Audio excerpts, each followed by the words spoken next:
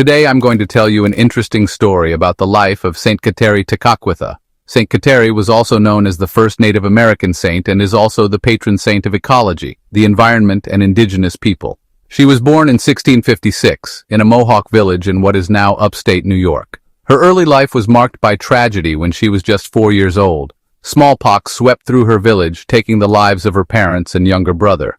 Though she survived the epidemic, she was left scarred and nearly blind.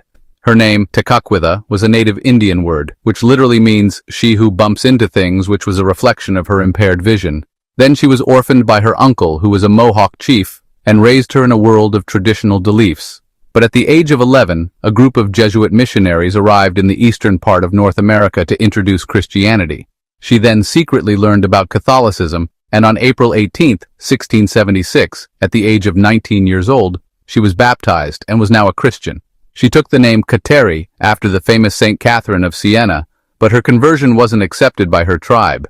She was mocked, persecuted, and later she fled away from her tribe. She walked over 200 miles through the wilderness where she reached a Christian missionary camp near Montreal, Canada. There she was warmly welcomed and now had the freedom to practice her Christian faith. She then devoted herself to prayer, fasting, and just like Saint Catherine of Siena, she even took a vow of chastity to dedicate herself entirely to God. It was the first time for an indigenous woman in North America who came from a Mohawk tribe to have committed such a deep devotion to God.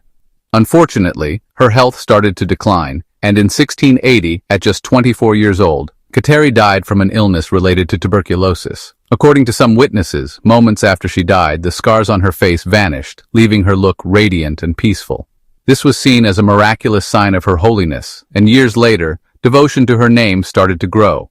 Her story reached beyond North America, inspiring Catholics around the world. In 2006, a young boy named Jake Finkbonner from Washington State received a miracle from Saint Kateri.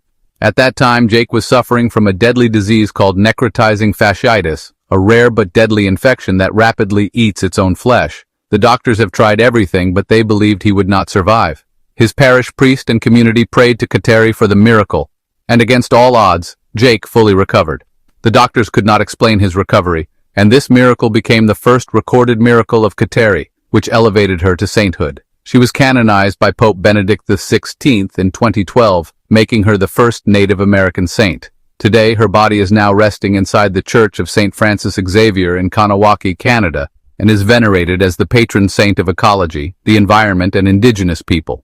Her feast day is celebrated every 17th of April in Canada and 14th of July in the USA. If you like stories like this, support us, follow, like, and subscribe.